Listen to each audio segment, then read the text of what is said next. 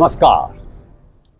One of the greatest Indians of contemporary time, आधुनिक भारत के महानतम व्यक्तियों में से एक डॉक्टर B.R. अम्बेडकर, जिनके जीवन के बारे में हमें बहुत कुछ पता है, पर आइए जाने हम सब सीख क्या सकते हैं। पहला, परिश्रम। स्कूल के छात्र के रूप में सवेरे 2 बजे उठ जाते थे, पिताजी उठा देते थे।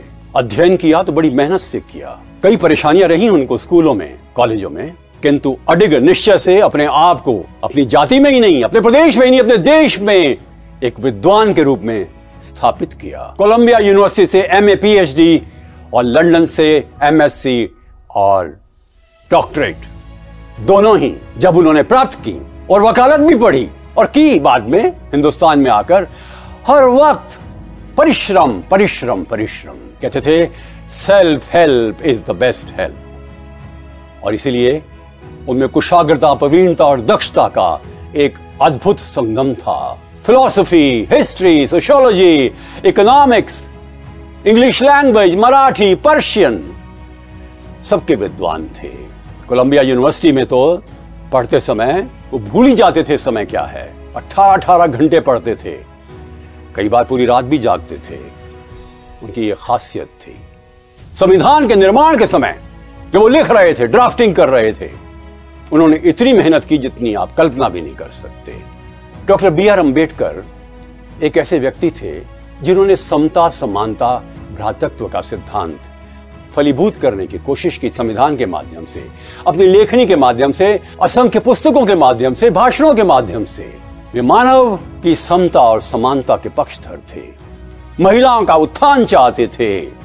शिक्षा के क्षेत्र में उनका योगदान अद्वितीय था।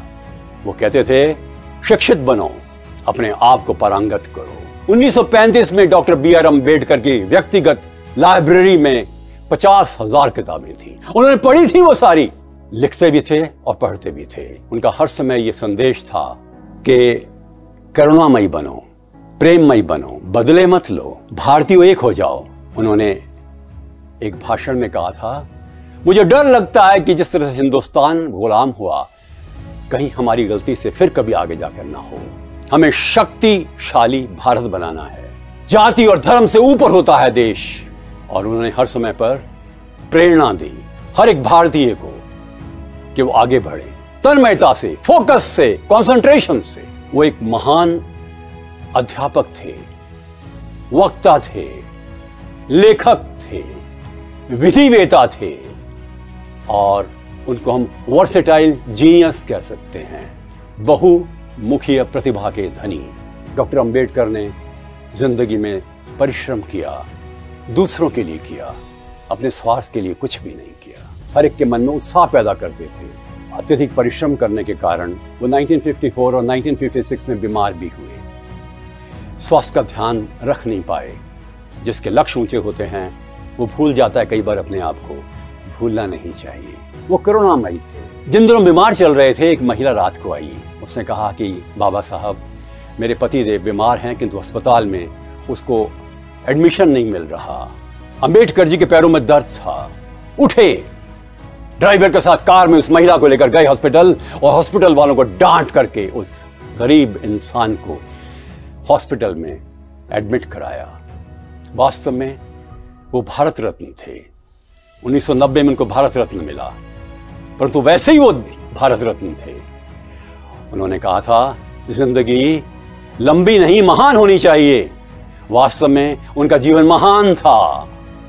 और अंत में उनके जीवन की बहुत महत्वपूर्ण सीख, विपत्तियों से मत घबराओ।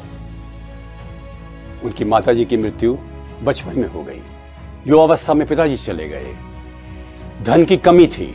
प्रतिभा के माध्यम से ऊंचा उठे, झंडे गाड़ दिए अपनी प्रतिभा के देश और विदेश में। वो कहते थे, बकरी का शिकार हो सकता है, शेर का नहीं। शेर बनो, साहसी बनो, हिम्मत रखो, आत्मविश्वास से जीना चाहिए। बाबा साहब से ये सीखें, और यही सबसे बड़ा उनका योगदान है। नमस्कार।